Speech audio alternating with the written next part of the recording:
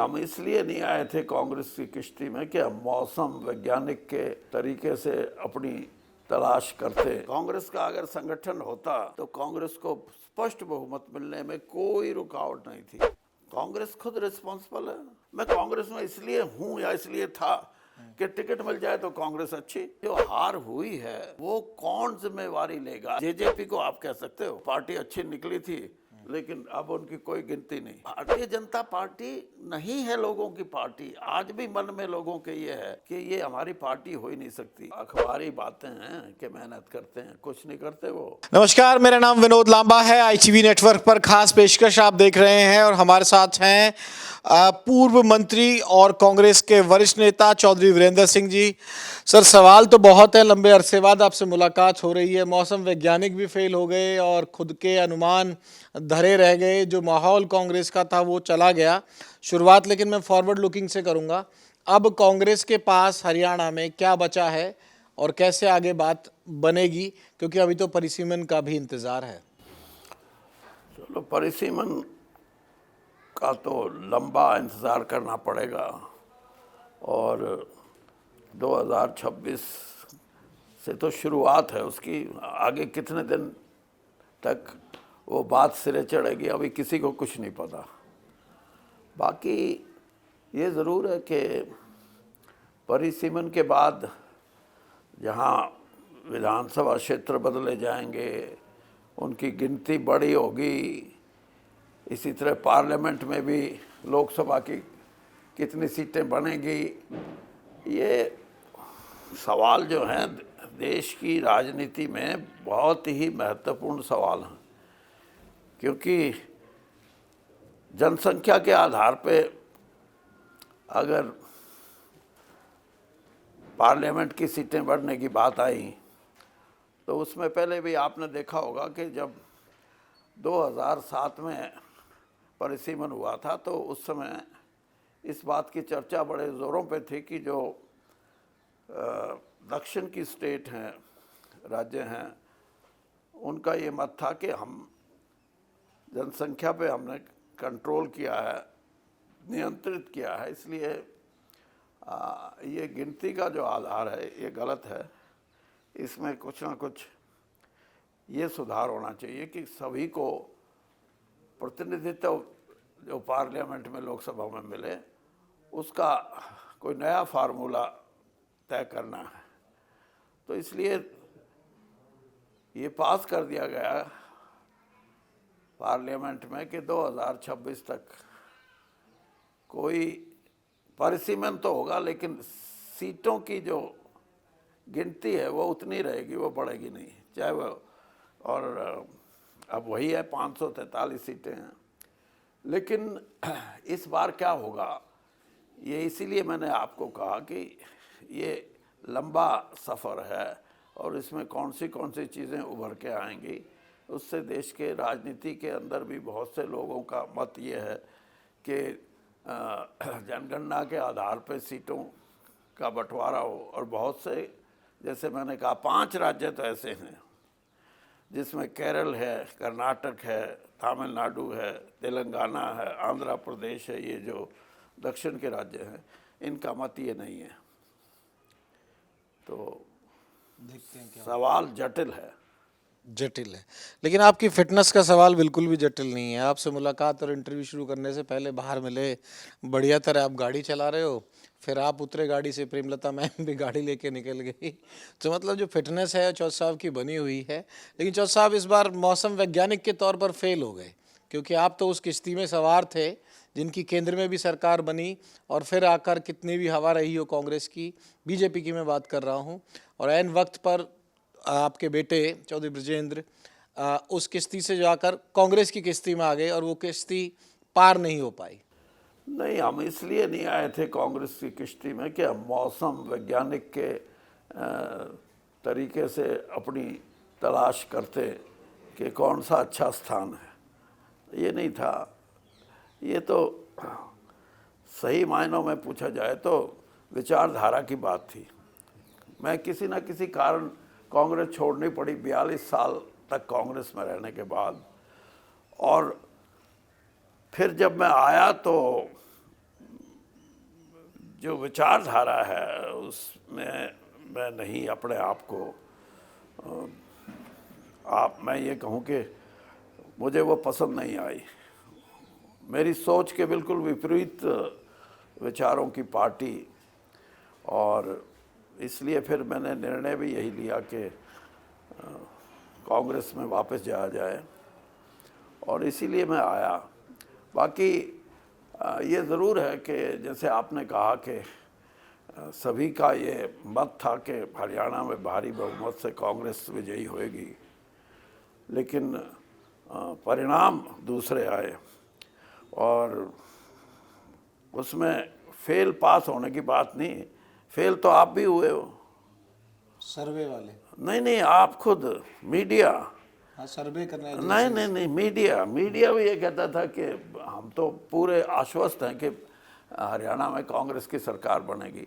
सर्वे वाले तो फिर भी मैं नहीं मानता उनको इतना संपूर्ण तौर पे सही बात कहें, क्योंकि अगर सर्वे आप कराएंगे तो आपकी बात करेंगे, मैं कराऊंगा तो मेरी बात करेंगे। बीजेपी कराएगी तो बीजेपी को ये कहेंगे कि हाँ आप भी जीत सकते हैं, और कांग्रेस कराएगी तो कांग्रेस को भी कि आप तो जीते पड़े हैं। तो इसलिए हाँ, जो हम लोग भी सोचते थे उसमें भी, क्योंकि 2 सर्वे ऐसे हुए हैं इस देश में पीछे, हरियाणा की बात नहीं कर रहा मैं, एक तो 2024 का पार्लियामेंट और एक 2022 का यूपी का इलेक्शन, जहाँ सारे वैज्ञानिक फेल हुए, सर्वे का भी फेल, एग्जिट पोल भी फेल, और कोई चीज़ बची नहीं जिसमें कोई आदमी फेल ना हुआ हो।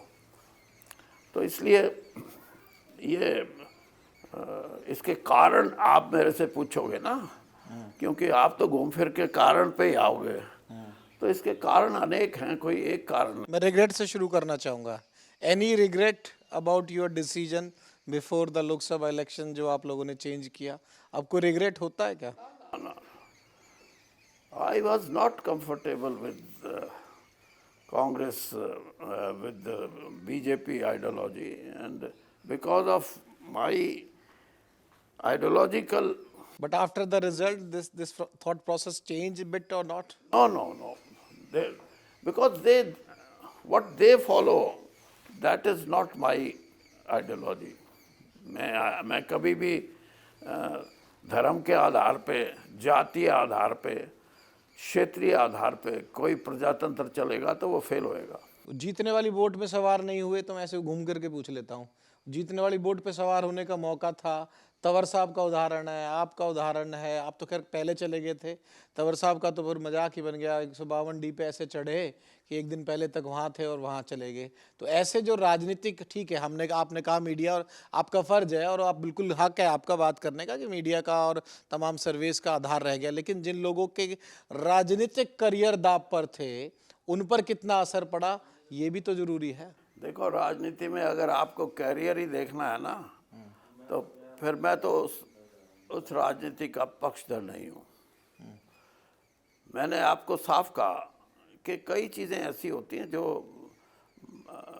वास्तविक रूप से आप उन चीज़ों के साथ खड़े नहीं हो सकते, और अपना कैरियर देखने के लिए तो जिस विचारधारा से आप जुड़े हो उसको तिलांजलि दे दो, ख़त्म करो। तो मैं तो ये मान के चलता हूँ कि कांग्रेस पार्टी में 4 दशक से ऊपर मैं रहा, तो विचारधारा दूसरी में जाने के बाद, शुरू में था, मेरे को लगता था कि थोड़ा बहुत फ़र्क होता है विचारधारा का, लेकिन बहुत बड़ा फ़र्क मिला, और इसलिए मैं तो बहुत पहले छोड़ देता। लेकिन वही बात कि कुछ मान्यताएं होती हैं। मेरी यही मान्यता थी कि लोग कहेंगे यार ये कहीं टिकता ही नहीं, पहले कांग्रेस में था, अब बीजेपी में आ गया, बीजेपी को छोड़ के भी जा रहा है। तो लेकिन लोगों ने तो मोहर लगाने का काम किया ना उस विचारधारा से, आप कंफर्टेबल थे या नहीं थे? भाई लोकसभा में भी बहुमत दे दिया और विधानसभा में बहुमत दे, फिर अब आके वहीं रुक गए। मैं तो आंकड़ों की बात करूं। अब आप ये कह रहे हो कि आपने फायदे का फैसला क्यों नहीं किया, नुकसान का क्यों किया? ये फायदे नुकसान की बात नहीं है, आइडियोलॉजी की बात है। ये आइडियोलॉजी भी नहीं, यानी आप कई बार हैरान होता हूँ कि आदमी धर्म के नाम से राजनीति चलाए तो फिर प्रजातंत्र कहाँ है? आदमी जाति पाति के आधार पे या क्षेत्रीय आधार पे तो जो रीजनल पार्टी हैं, क्षेत्रीय दल, उनकी एग्जिस्टेंस है। क्योंकि क्षेत्रीय आधार का मतलब ये, मैं उसका विरोधी नहीं हूँ, लेकिन मैं इतना ज़रूर कहूँगा कि क्षेत्रीय आधार पे जो राजनीति सोचते हैं लोग या जो राजनीतिक पार्टियां राजनीति करती हैं, उनका नेशनल, राष्ट्रीय जो स्तर का एक सोच है, उसमें कहीं ना कहीं वो कमज़ोर पड़ जाते हैं। इसलिए आज कुछ भी हो, भाजपा एक पैन इंडिया पार्टी बनी है, इसमें कोई दो राय नहीं। जन स्वीकार्य पार्टी तो है सर। जन स्वीकार्य की तो बात बाद में आएगी, पैन इंडिया की बात सुना रहा हूँ आपको कि आज भारतीय जनता पार्टी, जिसको काऊ बेल्ट की पार्टी बोलते थे, वो आज देश के हर राज्य में अपने आप को कहीं ना कहीं थोड़े रूप में, कहीं ना कहीं मजबूत रूप में स्थापित करने में कामयाब हुई है। और कांग्रेस पार्टी जो 140 साल के करीब इसका इसको ये कहें कि देश की सबसे पुरानी पार्टी है, वो पहले ही एक राष्ट्रीय स्तर की पार्टी थी। उससे पहले दूसरी पार्टियां भी थी जिनको नेशनल पार्टी हम बोल सकते थे या पैन इंडिया पार्टी बोल सकते थे, चाहे वो सीपीआई, सीपीएम, कम्युनिस्ट मूवमेंट थी, और थी पार्टी सोशलिस्ट पार्टी, प्रजा सोशलिस्ट पार्टी, ऐसी पार्टियां थी। लेकिन आहिस्ता आहिस्ता कांग्रेस पार्टी बची और दूसरी तरफ कोई दल था नहीं ऐसे, तो भारतीय जनता पार्टी ने वो स्थान लिया है।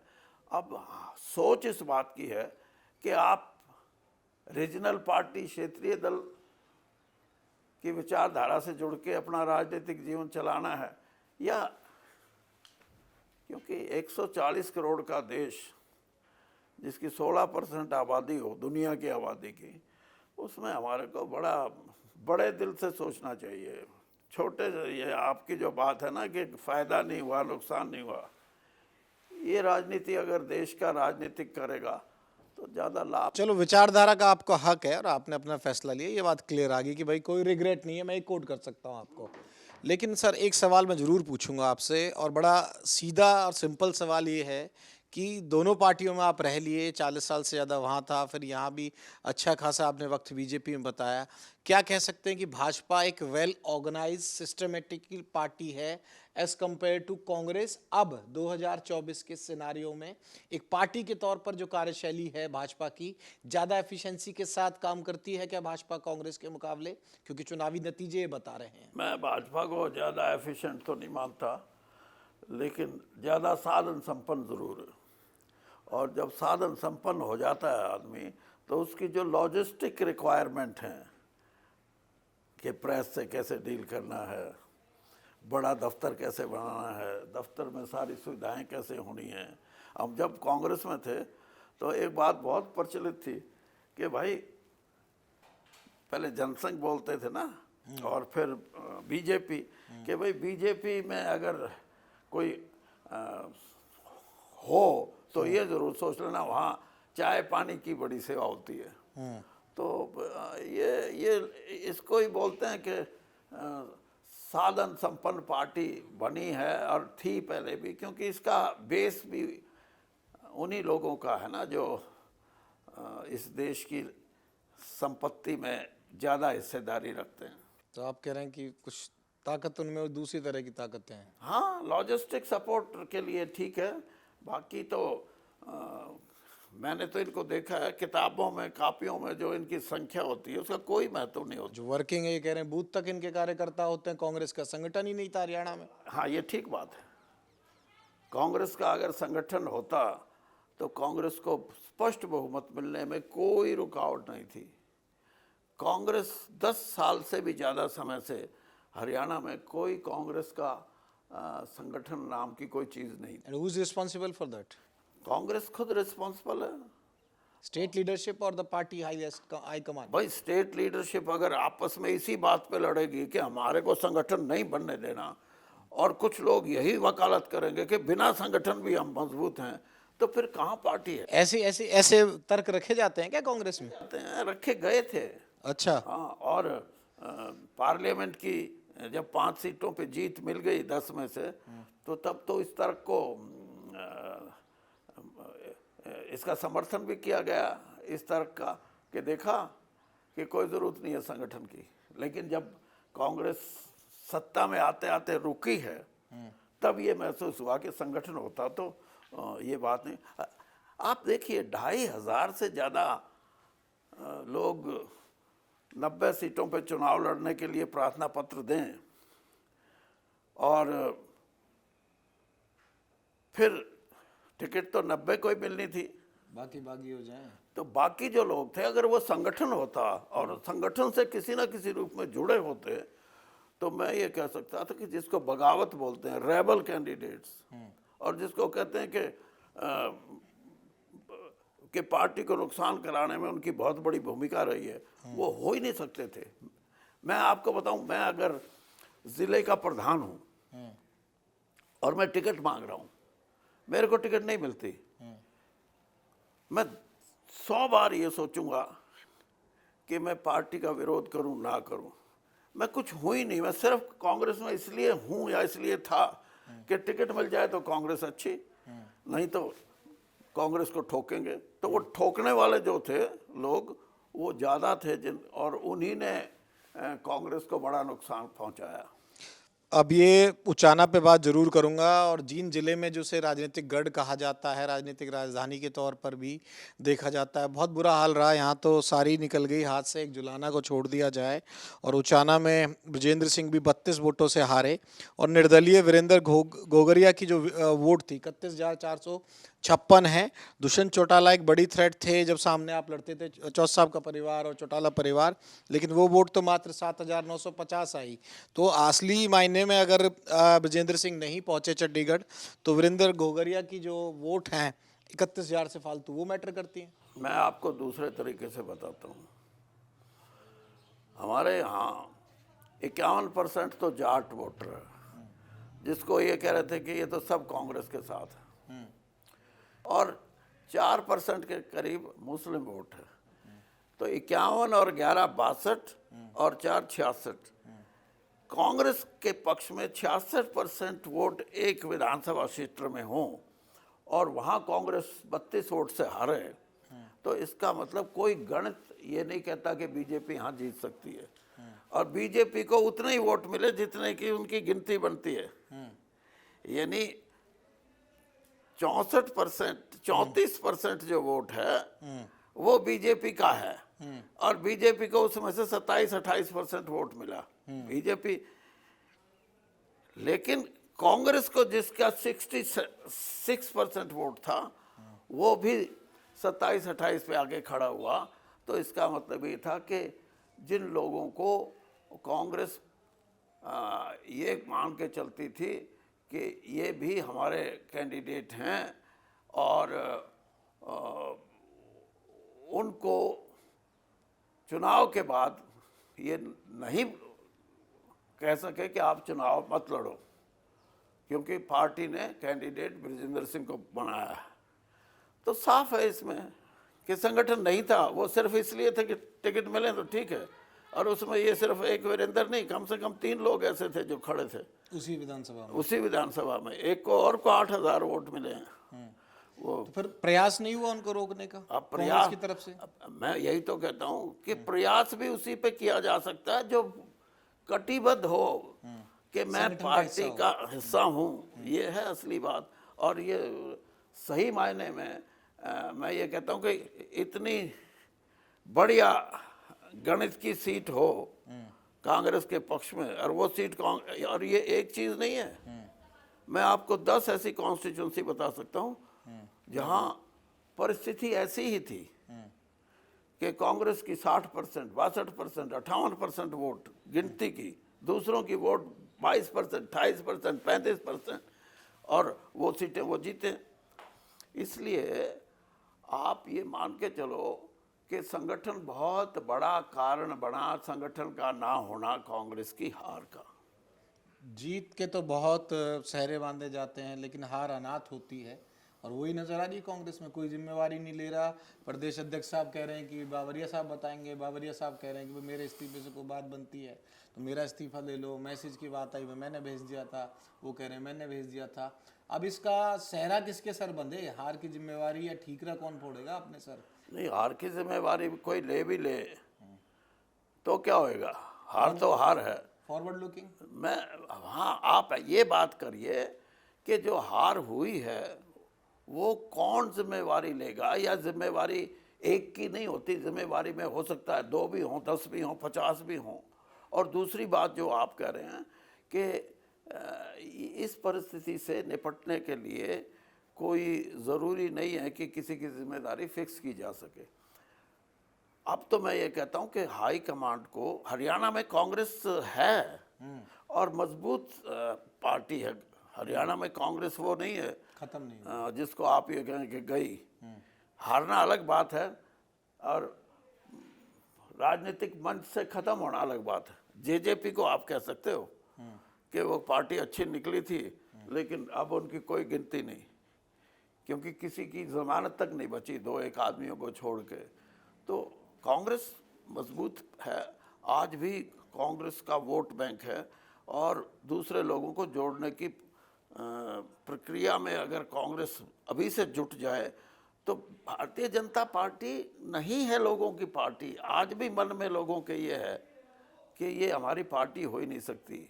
जिस राज्य में खेती सबसे बड़ा रोजगार का साधन हो, जिसमें जो कमेरा वर्ग है उसकी अपनी एक सोच हो, ये 2 वर्ग। आपकी नजर में क्या हार का कारण रहा? आप बताइए, आपकी नजर में क्या हार का कारण रहा? एक कारण नहीं है ना। बताओ ना, कितने, बहुत लंबा इंटरव्यू करेंगे जब तक आपका होगा। हाँ, बताओ, 2-4 बताओ। अनेक कारण हैं। मैंने बताया संगठन सबसे बड़ा कारण है। एक हो गया। दूसरा ये है कि कांग्रेस संगठन के बारे में ये लोगों में इम्प्रेशन ना जाए कि ये कुछ चंद लोग ही इस पार्टी को चलाते हैं, बाकियों की कोई वक़्त नहीं है। तीसरी बात ये कि कांग्रेस पार्टी को हराने में 3 तरह की चीज़ों का बहुत बड़ा हाथ है। एक तो जातीय आधार पे हरियाणा में कांग्रेस को नुकसान हुआ है। जाट नॉन जाट, जाट नॉन जाट की बात नहीं करता, डीएससी सवाल। मैं ये बात करता हूँ कि जातीय आधार पे लोगों को, पोलराइजेशन जिसको बोलते हैं, हिंदी में क्या बोलेंगे, ध्रुवीकरण जो है उसका नुकसान हुआ है। और तीसरी बात ये कि जैसे मैंने अभी कहा, रेबल कैंडिडेट कांग्रेस के जितने भी थे उन्होंने कांग्रेस को बहुत नुकसान किया। और तीसरा ये भी था कि उन रेबल कैंडिडेट्स को जिन्होंने पाला था, जिन्होंने कांग्रेस में जगह बनाई थी, अगर वो संगठन में कुछ लेके चलते तो शायद इतनी बगावत नहीं करते। लेकिन संगठन में कोई उनको पद वद नहीं था, उनको सिर्फ ये था, भैया आप हमारे साथ हो, आप तैयारी करो, पार्टी को मजबूत करके हम आपको चुनाव लड़ाएंगे। अब हम आपको चुनाव लड़ाएंगे, वो नहीं लड़ा सके तो शांत भी नहीं करा सके, तो शांत भी नहीं हुए। बदकिस्मती तो यही है कि वो पब्लिक मीटिंग नहीं कर सकते। ईवीएम में वोट ज्यादा बीजेपी की पड़ी या कांग्रेस की कम पड़ी, ये तो एक अलग फैक्टर है। हमारा 36 बिरादरी का मैसेज तो जनता में जाए ना, और उनका चला जाए। कौन सी ऐसी ताकतें हैं जिनको हम पूरा इस्तेमाल करके कांग्रेस को दूर रखें सत्ता से? वो बीजेपी का कार्यकर्ता नहीं, लेकिन कार्यकर्ता इसलिए है कि बस्ता था बाहर, उसमें 5000 हैं। ऐसी हार हो जाती है तो जो मुखिया होता है वो यही कहता है कि मैं हार का जिम्मेदार हूँ। एक प्रोग्राम था कि सारी कांग्रेस एक होके गाड़ी में हरियाणा में घूमेगी। नहीं, भाजपा ने क्या कर दिया। सीएम बनने की बात नहीं है। मंथन कब तक चलेगा आपका? आप चीज, अब देखो, अब मैं 2-3 सवाल करूंगा, आप सर ना आप छिड़ जाओगे, आप चुप जाएंगी बातें। आप लोगों का अभी तो हार पे मंथन कंप्लीट नहीं हुआ, 37 सीट के साथ नेता प्रतिपक्ष आप लोग नहीं चुन पाए। ना तो मैं बीजेपी की तारीफ करता हूँ, ना कांग्रेस की, ना जेजेपी की, नेलो की, सब पार्टी के साथ मैंने कवरेज अपनी की है। उन्होंने तो हार वाली सीटों पर भी अपना मंथन शुरू कर दिया, और जो जितने उनके पन्ना है या नहीं है, जो भी है आप लोग कहते हो, उन्होंने तो आगे अपना 1.5 लाख से ऊपर का तो लक्ष्य रखते हुए नए कार्यकर्ताओं को जोड़ना शुरू कर दिया। तो वो जब इतनी मेहनत करते हैं तो वो सत्ता में क्यों नहीं आएंगे? सिर्फ अखबारी बातें हैं कि मेहनत करते हैं, कुछ नहीं करते वो। अब मीटिंग हो रही है। एक मिनट सुन लो, मीटिंग से कोई मेहनत थोड़ी होती है। और नहीं नहीं, आप भूल जाओ। मीटिंग में रहा हूँ 10 साल उस पार्टी में, मीटिंग का कोई अर्थ नहीं। यानी ये एक ऐसी पार्टी है, मेरे लिए तो बड़ा अचरज था, आश्चर्यजनक बात थी कि ये बड़ी से बड़ी मीटिंग भी हॉल के अंदर करते हैं। मैं तो ये कहता था, अरे लोगों में जाओ भाई। मुझे भारतीय जनता पार्टी की किसी बड़ी मीटिंग का ऐसा स्वरूप बताओ जो किसी नेता की यादगार या किसी जातीय संत की यादगार। सबकी जयंती मनाते हैं। हाँ, यही तो, ये नहीं, बदकिस्मती तो यही है कि वो पब्लिक मीटिंग नहीं कर सकते। इसी आधार पे लोगों को जोड़ सकते हैं सिर्फ, और वो भी लोग जैसे जुड़ते हैं।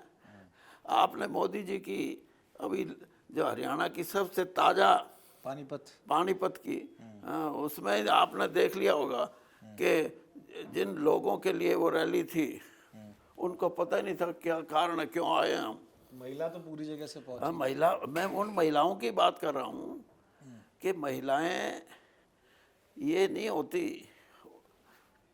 भीड़ उसको बोलते हैं जो किसी पर्पस के लिए आए। मैं एक अपने तरह से पूछूं आपसे सवाल। देखो भाई, फ्रेशनेस की बात थी कि भाई 9.5 साल हो गए थे, एक सीएम साहब से कई नाराजगी या कोई पॉलिसीज थी, बदलाव की ओर हरियाणा बढ़ रहा था।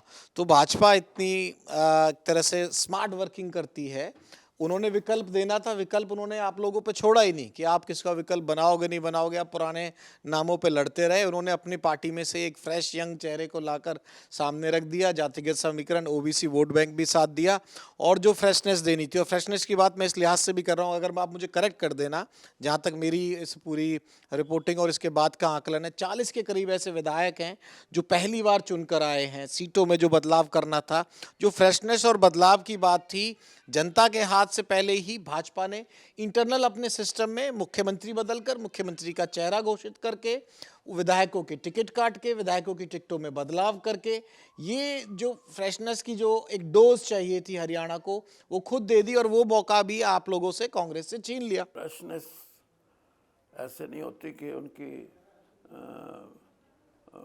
किसी एमएलए को टिकट ना देके किसी दूसरे को। एंटी इनकम्बेंसी की काट। भारतीय जनता पार्टी का जो सारा एक उनकी स्ट्रेटजी या रणनीति जो थी, वो इस बात के लिए नहीं थी।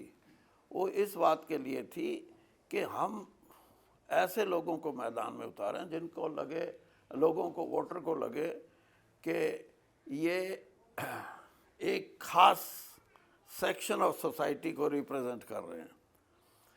ये जो उनकी रचना जो थी, जैसे मैंने अभी कहा कि जातीय आधार पे हरियाणा के लोगों को बांटने का एक प्रयास था बहुत बड़ा, और उस प्रयास में वो इस हद तक तो सफल हुए कि जात पात को बांट के वोट डलवा गए। लेकिन सामाजिक रूप से आज भी हरियाणा का आदमी एक है, सभी बिरादरियां एक हैं, और अब अल्टीमेटली ये रियलाइजेशन भी है कि हमारे को किसी न किसी रूप में कोई भी राजनीतिक दल, मैं तो कहता हूँ कांग्रेस भी अगर ये कहे तो हम ऐसी चीज़ों के साथ ना जुड़ें जो जातीय आधार पे हमारे से वोट मांगे। और क्योंकि आप वोट तो दे दोगे, लेकिन जिस दिन आपस में घृणा पैदा हो गई, द्वेष पैदा हो गया, तो सारा तो समाज टूट जाएगा। स्ट्रेटेजी के हिसाब से मैं किसी को इंडोर्स नहीं कर रहा, ना मैं भाजपा का कोई इंडोर्समेंट है ना कांग्रेस की है, लेकिन उनकी स्ट्रेटेजी ऐसी है ना सत्ता में। भाई देखो क्या है, हम लोग एग्जाम देते हैं, पढ़ लिख के आते हैं, हमारी मार्किंग क्या होती है, कौन कितना ब्रिलियंट स्टूडेंट है वो इससे डिपेंड करता है, उसकी परसेंटेज कैसे आई, प्लेसमेंट कैसे हुई। आप लोग राजनेता हो, आप लोगों की मार्किंग कैसे होगी जब आप चुनाव में उतरोगे, कितने आपको वोट मिले, कितने आप सीट जीते, सत्ता में आपको जनता ने बैठाया नहीं बैठाया, कोई और भी मापदंड है किसी को अच्छा है बुरा या सक्सेसफुल या फेलियर बताने का? आप एक बात बताओ, हरियाणा का जो इलेक्शन है उसमें भारतीय जनता पार्टी और कांग्रेस के मतदान में कितना फर्क रहा? Less than 1%, still they are in the power. यानी 0.09, 39% के आसपास दोनों हैं। 1% से भी कम वोट का फर्क है। तो इसलिए कोई ये कहे कि उनकी स्ट्रेटजी कामयाब हुई, मैं उसको कामयाब नहीं, उसमें और फैक्टर देखो। नंबर 1, हरियाणा में धर्म के नाम से वो राजनीति नहीं कर सकते क्योंकि मुस्लिम आबादी बहुत कम है, उनका खेल नहीं होता।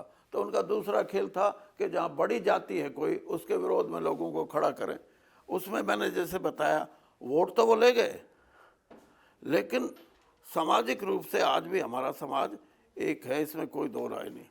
दूसरी बात, जहाँ तक लॉजिस्टिक की बात मैंने बताई, यानी बहुत बहुत बड़े स्तर पे मैं अगर व्याख्या करूँ आपको कि इतना पैसा भारतीय जनता पार्टी ने अपने कैंडिडेट्स पे नहीं खर्चा होगा जितना कि दूसरों पे खर्चा है, कि निर्दलियों पे, जो कांग्रेस की वोट खराब कर सकते थे। और तीसरी सबसे बड़ी बात यह है कि कहीं ना कहीं किसी ना किसी रूप में, एक तो कहते ना ईवीएम, ईवीएम एक फैक्टर, ईवीएम मशीन इज, नहीं मैं इसके लिए बधाई देता हूं आपको कि बाकी लीडर्स के मुकाबले आपने सीधा ईवीएम पे नाम नहीं लिया। हाँ, आपने नहीं लिया। नहीं, मैं बता रहा हूँ ना, ईवीएम से जुड़ी हुई जो चीजें हैं वो भयानक रूप से बीजेपी का पक्ष कर रही थी। जैसे चुनाव अधिकारी 6 बजे पोलिंग खत्म होता है और 5 घंटे के बाद जो 6 बजे की फिगर्स हैं या 5 बजे की फिगर हैं, उनमें 8% की बढ़ोतरी। ये यानी मैं सिर्फ ईवीएम से, ईवीएम में वोट ज़्यादा बीजेपी की पड़ी या कांग्रेस की कम पड़ी, ये तो एक अलग फैक्टर है, लेकिन वोटों की परसेंटेज ऐसे बढ़ना। और छोड़ो, जिसका उचाना कॉन्स्टिट्यूंसी का आपने नाम लिया, उचाना कॉन्स्टिट्यूंसी में जो कैंडिडेट जीता है बीजेपी का, देवेंद्र अत्री, और जो भी नाम है उसका, बीजेपी जीती है ना 32 वोट से, उसमें 1400 कितनी वोट थी जो बैलेट पेपर से थे, और उन 1400 में 215 वोट कैंसिल हुई। 215 वोट जो कैंसिल हुई हैं, उसमें से 100 से ज़्यादा ऐसे वोट थी जिसके वो एनवेलप ही नहीं खोले लिफाफे कि इसमें किसने किसको वोट दिया है। पूछा गया क्यों, कि जी ये स्कैनर उठा नहीं रहा था इसको। भाई स्कैनर, अगर वो मशीन खराब है, स्कैनर खराब है, तो इसका मतलब ये हो गया कि जिसको स्कैनर नहीं उठाएगा वो वोट है ही नहीं। आपके वो थे नहीं क्या पोलिंग एजेंट वगैरह वहाँ पे, काउंटिंग एजेंट? मैं बता रहा ना, मैं तो आपको आंकड़े बता रहा हूँ कि कौन सी ऐसी चीज़ें हैं जिस पे आप ये कह सकते हैं कि ईवीएम से जुड़ी हुई कौन सी ऐसे सपोर्टिंग स्किल्स, लॉजिस्टिक्स हैं जिससे कि आप ईवीएम पे शक करो। अब जैसे मैंने परसेंटेज का बताया, मैंने ये बताया कि वहाँ जो मशीनरी थी वो कैसे काम कर रही थी। तीसरी बात ये थी कि मशीनरी वाला में तो थोड़ा सा दोबारा बताओ। मशीनरी में तो ये कहते हैं कि भाई ये खुद सरकार वाले कहते हैं कि शासन प्रशासन तो उस लहर में, उस हवा में बह रहा था, हमारी सुन नहीं रहा था। लगातार धमकी, लोकसभा चुनाव के दौरान भी धमकी कह लीजिए, ऐसा अंदेशा कि भाई ये अधिकारी बाज आ जाएं, बाद में भी कार्रवाई की बात थे। वो तो कांग्रेस के बहाव में बह रहे थे कि अधिकारियों ने कांग्रेस के नेताओं के यहाँ नमस्ते करनी शुरू कर दी थी। आप ये समझो, जब आप ये मान के चल रहे हो कि जातीय आधार पे वोटों का बंटवारा हुआ है, पोलराइजेशन हुई है, नहीं मैं मान के नहीं चल रहा, मैं तो जो है यानी चलो मैं मान के चल रहा हूँ, तो सिर्फ वोट का ही नहीं, उस आधार पे जो जिसको हम सरकारी तंत्र बोलते हैं उसका भी यही हाल था। कार्यकर्ता कहाँ काम आते हैं, पोलिंग एजेंट कहाँ काम आते हैं, मैंने काउंटिंग एजेंट्स मैंने कहाँ बता काम आते हैं? ये बाद के तो बाद में तो फिर बहाना ही गुना जाएगा। ऐसे नहीं होता। उस समय क्यों नहीं कहा गया ये? नहीं कहा गया, क्यों नहीं कहा गया? मीडिया ने नहीं दिखाया आप लोगों को? क्या मीडिया ने आज तक बात नहीं पहुंचाई है, मीडिया आपको नहीं एक्सेसिबल था? नहीं नहीं, मीडिया ने पहुंचाई क्यों नहीं? मैं तो खुद पोलिंग काउंटिंग पे गया था जब ये देखा गया कि जो अब ब्रजेंद्र तो मना कर रहे थे, उनका एक बयान निकले कि भाई क्या ईवीएम को लेके उन्होंने कहा कि नहीं, मुझे नहीं लगता कोई ईवीएम की। ईवीएम, फिर आप मेरी बात को समझ नहीं रहे थे। समझ गया, आपने कहा कि कोई स्कैनर वाली बात। नहीं नहीं नहीं, स्कैनर भी छोड़ो, मैं फोर्सेस, ईवीएम के साथ जुड़ी जो ताकतें थी, ईवीएम चलाने वाले सरकारी तंत्र और बैलेट जो पेपर थे उनकी गिनती, वो उसमें क्या क्या चीज़ें अनिवार्य थी, वो सारी चीज़ें। और फिर जैसे मैंने कहा आपको कि तंत्र, जो सरकारी तंत्र था, उसको भी बड़ा भारी तौर पे पोलराइज हुआ था। वो मानो ना मानो, मैं ये मान के चलता हूँ कि ये कहना सिर्फ कि वोटर ही पोलराइज था ना, हरियाणा का हर आदमी पोलराइज था। पोलराइजेशन इस हद तक थी कि जो प्रजातंत्र के लिए दुर्भाग्यपूर्ण। तो फिर आप लोगों का कहाँ सोल्यूशन था? आप 36 बिरादरी की सरकार लाने की बात करते हो, मैसेज आप जनता में दे ही नहीं पाए, इसका मतलब? नहीं नहीं, आप हमारा 36 बिरादरी का मैसेज तो जनता में जाए ना, और उनका चला जाए कि समाज को बांट दो।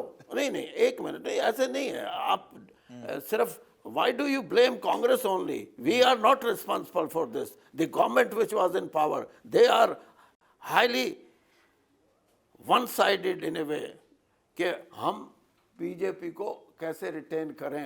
बीजेपी को रिटेन करने का मतलब ये था कि कौन सी ऐसी ताकतें हैं जिनको हम पूरा इस्तेमाल करके और कांग्रेस को दूर रखें सत्ता से, और ये हुआ है। और मैंने जैसे बताया उसमें 4-5 चीजें हैं। पोलराइजेशन आ गया, पोलराइजेशन है, बता दिया, पैसा, तंत्र का बता दिया, पैसा बता दिया। और क्या चाहिए? कांग्रेस रोक क्यों नहीं पाई इन सब चीजों को? कैसे जैसे पार्टी जो एक लहर में सवार थी। आप क्या समझते हो? भारतीय जनता पार्टी गोवा जैसी स्टेट हो, मणिपुर जैसी स्टेट हो, कितनी ऐसी स्टेट हैं जिनकी सरकारें तोड़ने के लिए, यानी पैसे की ताकत, आप पैसे की उनकी सोच देखो कि मैं एमएलए हूँ, मेरे को ये लगता है कि बीजेपी अप्रोच करेगी मेरे को और कहेगी कि आप अपनी पार्टी का साथ छोड़ दो और आप हमारे साथ जुड़ जाओ। कर्नाटक में नहीं हुआ था? कर्नाटक की जो गवर्नमेंट ट्राई किया था, हिमाचल में हुआ था।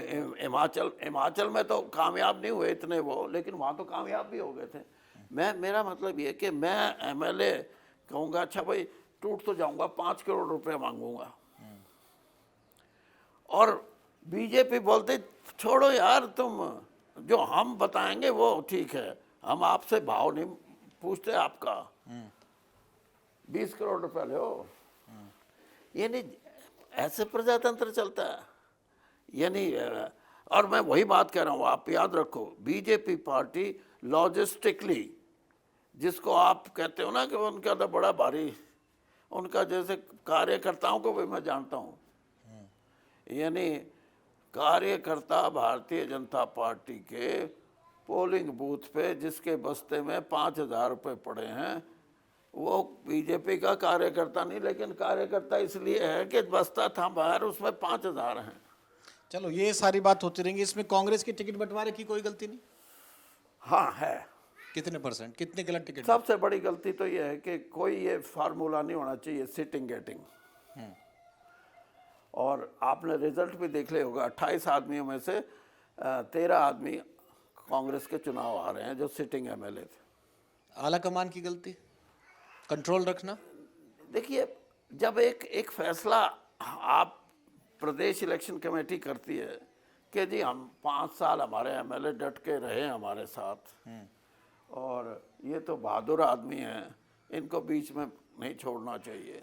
भाई 3-3, 4-4 बार का कोई एमएलए होगा, उसकी बेशक वो आउट ऑफ पावर है, लेकिन एंटी इनकम्बेंसी फैक्टर बन जाता है। ये नई चीज इस बार देखने को मिली है कि पार्टी कोई भी हो जो मौजूदा सीट पे बैठा हुआ है, वो सत्ता में ना हो उसकी भी एंटी इनकम्बेंसी देखने को मिली उसकी है। भी है। और हमारे यहाँ तो ऐसे थे ना जो 4 टाइम एमएलए हैं, 4 बार के, वो 2 बार सत्ता में भी रहे हैं, 2005 से 9 और 9 से 14, और 2000 बिना सत्ता के भी हैं, 14 से 19, 19 से 24। सिटिंग गेटिंग हो गई एक गलती। सेटिंग गेटिंग एक बड़ा प्रभारी साहब, क्या, प्रभारी साहब की मिस्टेक्स। देखिए प्रभारी हो या कांग्रेस को आप ये नहीं कह सकते कि इसकी मिस्टेक है इसकी नहीं है।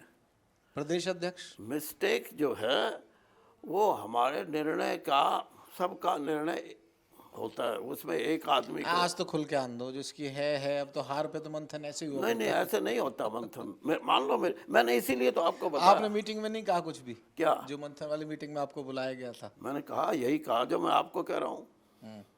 मैंने कोई फर्क उदयवान जी को इस्तीफा देना चाहिए। इस्तीफा तो ऐसा है कि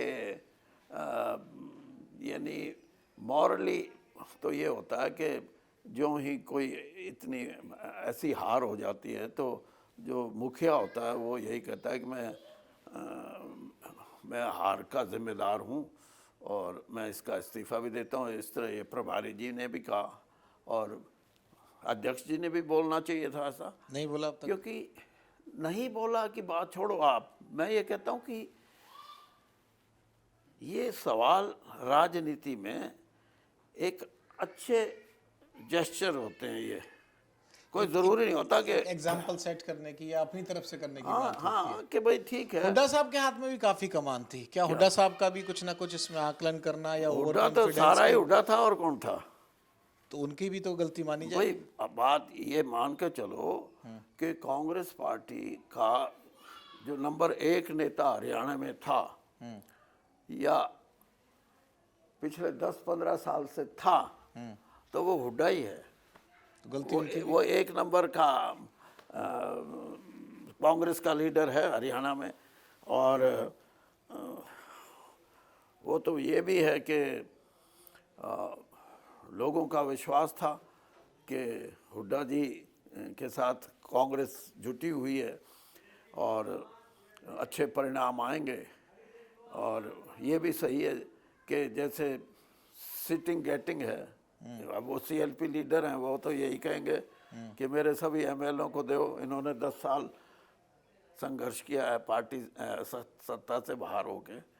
तो हुड्डा के बारे में तो ये बोलना नहीं चाहिए आपको कि वो था या नहीं था, वही था सब कुछ। मतलब कांग्रेस का नंबर 1 कोई अगर लीडर था। शैलजा जी का नाराज होना इलेक्शन के समय, इतना प्रखर होके आना। देखिए शैलजा जी का नाराजगी की बात भी कहीं ना कहीं डैमेज ऐसा होता है कि ऐसी चीज़ें ट्रैवल ज़्यादा करती हैं। लेकिन मैं इतना ज़रूर कहूँगा कि आज के ज़माने में जो ये आपसे भी आगे चल रहा है ना सोशल मीडिया, ये ज़्यादा डैमेज करता है। इंटरव्यूज आपकी खबर तो बाद में सवालों का पहले चली जवाब जाती उन्होंने है। भी तो नहीं छिपाई ना अपनी बात। क्या? देखो मैं बिल्कुल साफ बात कर रहा हूँ कि जब इंटरव्यूज की बारी आई तो उन्होंने बात छुपाई नहीं, हुड्डा साहब की तरफ से भी नहीं। आपके पीस मेकर बन के राहुल गांधी साहब गए, एक मंच पे एक प्रयास हुआ जब दोनों हाथ असंध में उठवाए गए।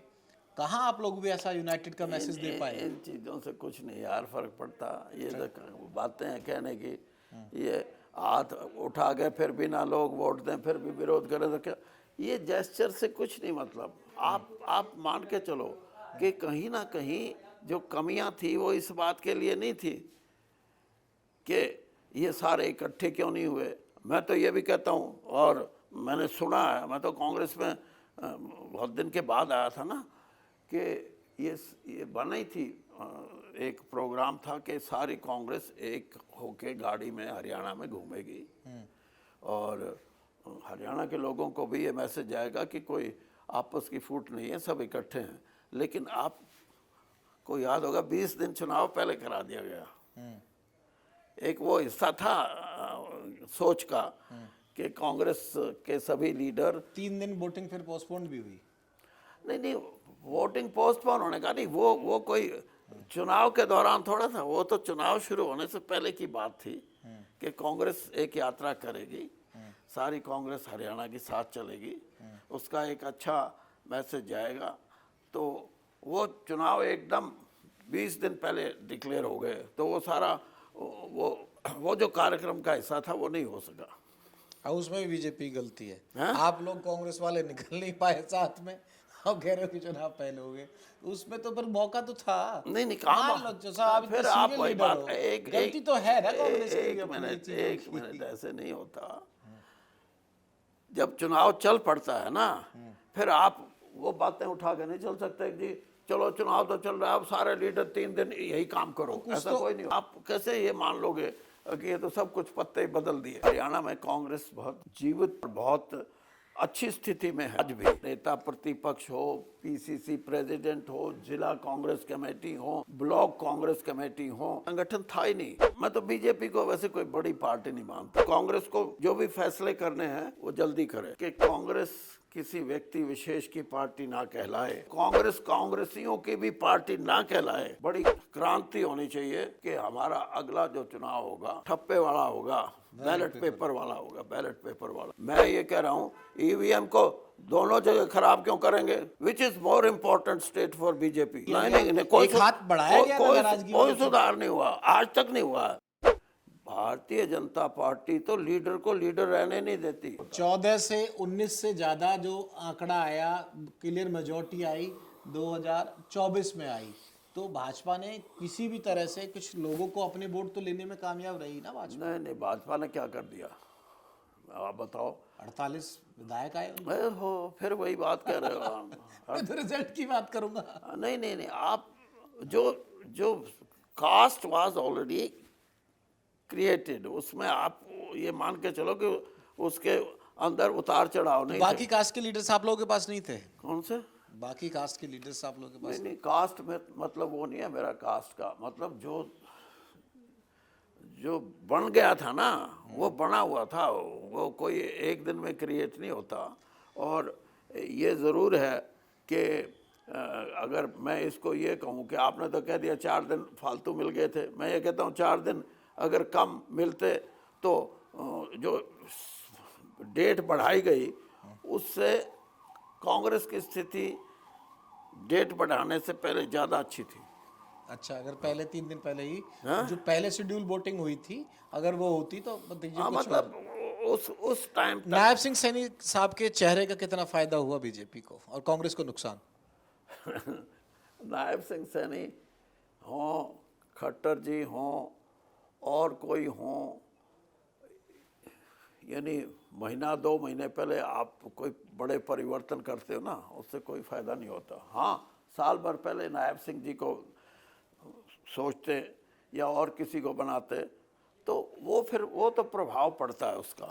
जो लीडरशिप उनके नाम पे बता के गए कि यही सीएम बनेंगे अगर भाजपा जीतेगी। नहीं सीएम बनने की बात नहीं है। बात यह है कि आप एज ए लीडर कैसे लोगों में, what is your acceptability, whether you have been accepted by the people as a good leader, as a change good leader, वो तो था ही नहीं। वो 20 दिन में आप कैसे ये मान लोगे कि ये तो सब कुछ पत्ते ही बदल दिए? अब जितनी आपकी नॉलेज है, अब क्या होगा, कांग्रेस करेगी क्या? होता ही है कि शोर थोड़ा समझता है, कमेटियां बन जाती है, कमेटियों की रिपोर्ट नहीं आती। अब बैकवर्ड लुकिंग ही रहेगी या फॉरवर्ड लुकिंग रहेगी? नेता प्रतिपक्ष नया बनेगा, कौन बनेगा? मैंने आपको शुरू में बताया कि हरियाणा में कांग्रेस बहुत जीवित और बहुत अच्छी स्थिति में है आज भी। कैसे बनी रहेगी? मैंने बता दिया। जब कैसे बनी रहेगी आगे? नहीं, इसको बढ़ाने की जरूरत है। कैसे? जल्दी फैसले हों, संगठन के ही फैसले। और तो अब नेता प्रतिपक्ष नया होना चाहिए, कोई युवा चेहरा। बता दिया मैंने आपको, नेता प्रतिपक्ष हो, पीसीसी प्रेसिडेंट हो, जिला कांग्रेस कमेटी हो, ब्लॉक कांग्रेस कमेटी हो, यानी आपने अब की बार क्या था, संगठन था ही नहीं। जिस दिन संगठन बन गया लोग जुड़ेंगे। मैं सीधा पूछ लेता हूँ, पुराने घोड़ों पे दाव लगाने से बात बन जाएगी या जंग में नए घोड़े उतारने पड़ेंगे? ये कोई ज़रूरी नहीं होता। कभी पुराना ये सोचो भाई ये तो पुराना हो गया, आप फिर मेरे को भी बोलोगे क्यों खाम आप। नहीं, आपने तो कह दिया कि मैं इलेक्ट्रिक पॉलिटिक्स में नहीं जाऊंगा, आप लड़ते कहाँ चुनाव? ना ऐसे नहीं है, मेरा कहने से नहीं। आप मेरे को, मैं ये बात इसलिए कह रहा हूँ कि ये जो सवाल है आपका, इसका कोई मतलब नहीं। मतलब ये है कि पार्टी ये देखे कि हमारे को सारे संगठन को कैसे लोगों में पेश करना है जिससे कि लोगों को लगे कि हाँ अब ऐसा तो नहीं होगा अब जमेगा। जब आप लोग सत्ता के इतने पास आके भी नहीं रह पाए, ये जो इनेलो परिवार है, अभयर की 2 सीट आ गई, अभय खुद तो हार गए, जेजेपी रिवाइव कर जाएगी, और जो कास्ट और जो आपने तमाम चीजें कही हैं, ऐसा तो नहीं होगा कांग्रेस इससे भी पीछे चले जाए और किसी जो क्षेत्रीय दलों की बात है वो दोबारा रिवाइव कर जाए, मैंने बता दिया, जेजेपी रिवाइव कर जाए, इनेलो जुड़ जाए? मैंने बता दिया कि बीजेपी को, मैं तो बीजेपी को वैसे कोई बड़ी पार्टी नहीं मानता, माफ करना, इनको गिराना कोई मुश्किल बात नहीं है। ये पार्टी ये लोगों की है नहीं, ये कुछ समाज के कुछ ऐसे अंग हैं जिनकी ये पार्टी है। सामाजिक रूप से हरियाणा में मैं ये बोल सकता हूँ, और मैं शुरू से कह रहा हूँ, पहले भी आपको कहा था कि ये 30% लोग तो बीजेपी के हैं, 70% बीजेपी के खिलाफ हैं। मैंने पहले भी बोला है ये कई बार, और अब भी वही स्थिति है। लेकिन उन 70 को आप जोड़ के चलो, ये है, और कांग्रेस जोड़ सकती है, दूसरों से नहीं जुड़ेंगे। तो कहाँ है वो गम कहाँ है? जो फेविकॉल है वो तो है ही नहीं कांग्रेस के पास, जो मिसिंग है। फेविकॉल मैंने बता दिया है। आप अभी आपने मेरी बात को अधूरी छोड़ दिया।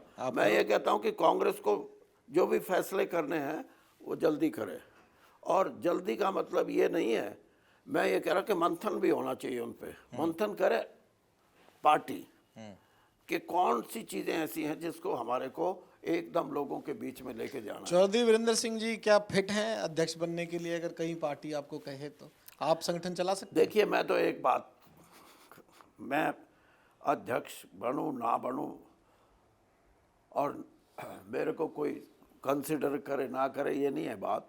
मैं तो एक मन में मेरे बात है कि मैं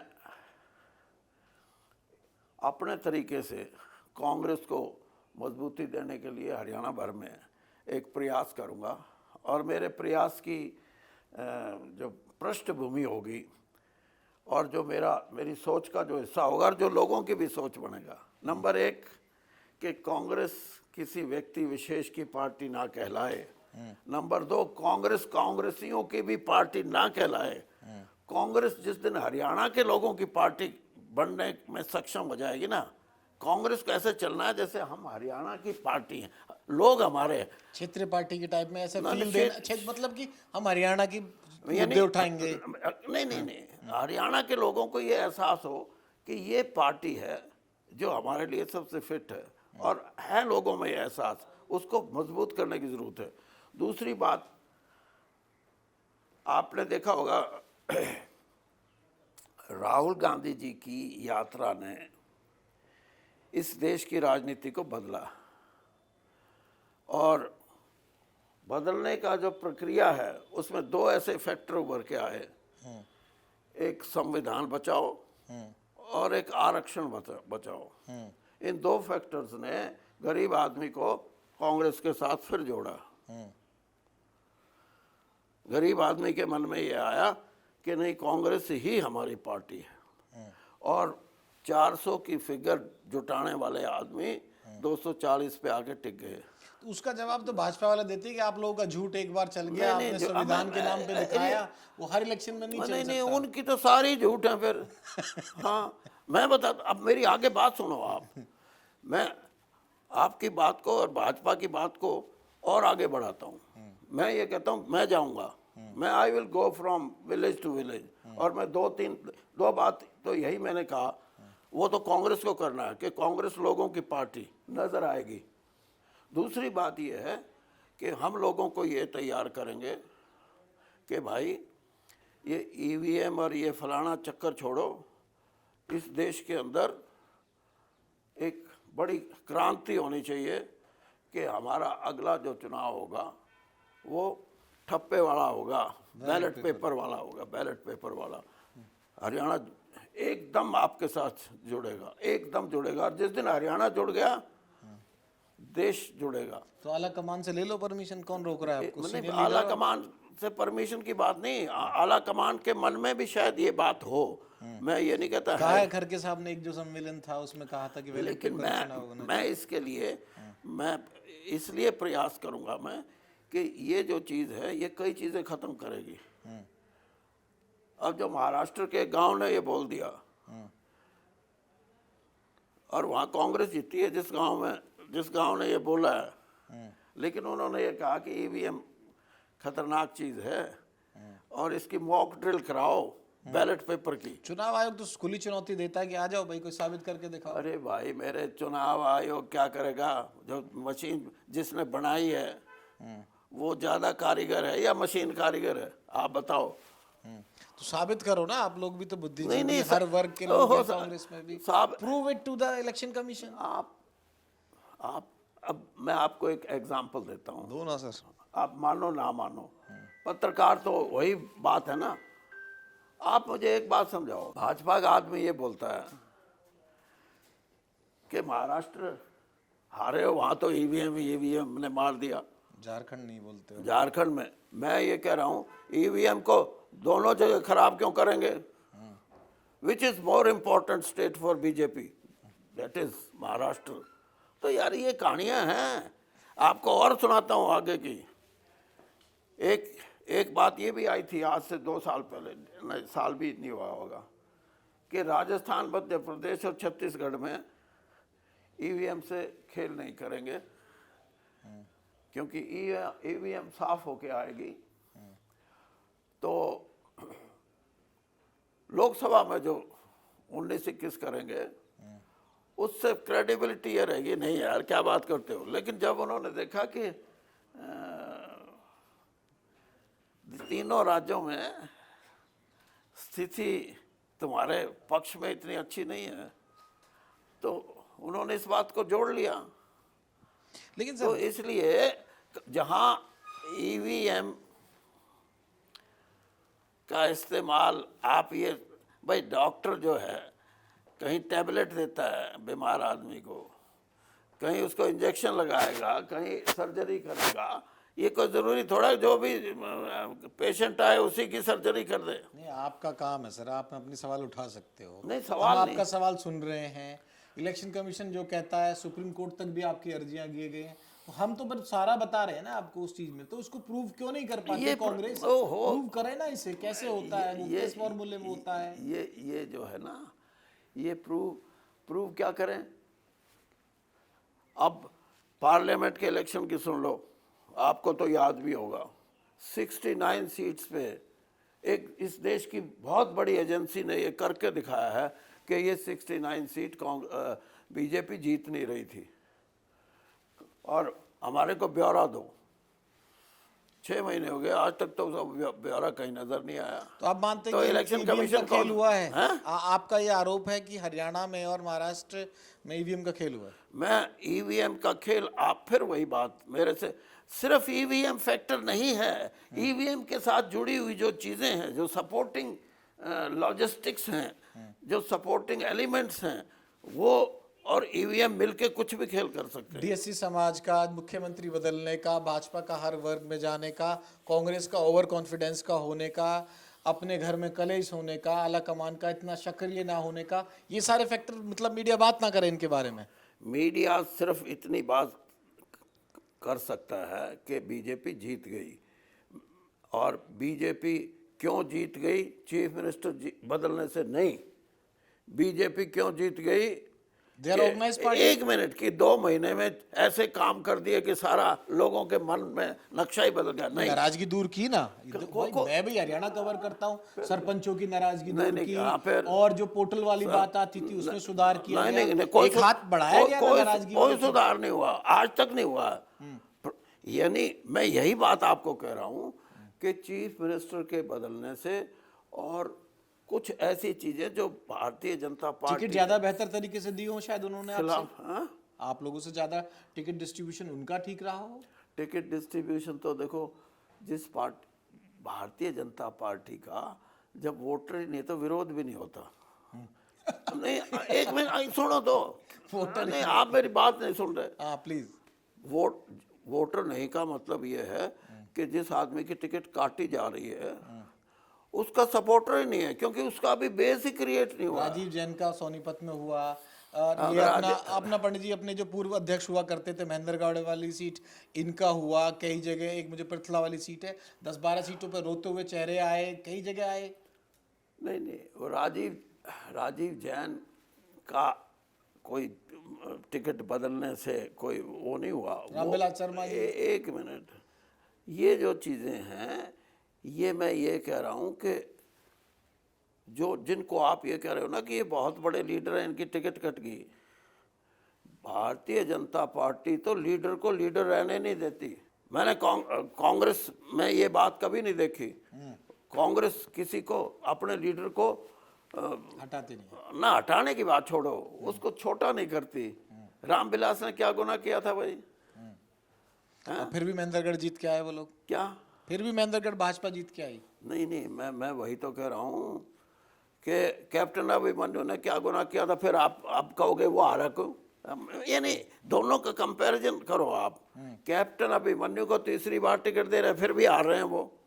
रामविलास शर्मा तो जब बीजेपी को कोई जानता भी नहीं था हरियाणा में, एक अच्छी तगड़ी पार्टी के रूप में कोई था ही नहीं। नया प्रदेश अध्यक्ष मिलना चाहिए हरियाणा को, और चौधरी साहब उसकी रेस में हैं। देखिए, बात सही बात यह है कि मैंने शुरू में एक बात कही, यंग मिलना चाहिए, ऐसे पूछ लूं। जितना जल्दी फैसला पार्टी करे संगठन के बारे में, उतना ही पार्टी के हित में है।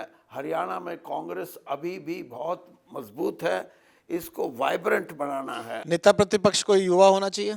मैंने बता दिया, नेता प्रतिपक्ष हो, कांग्रेस का राज्य का अध्यक्ष हो, ये फैसले तो हाईकमांड ने करने हैं। मैं तो सिर्फ इतना कहता हूँ, ये जल्दी कर दें। आपकी राय पूछ रहा ये जल्दी कर दें। बहुत मेरी राय ये है, जल्दी कर दें। चौधरी साहब की राय है कि भाई जल्दी कर दे फैसले।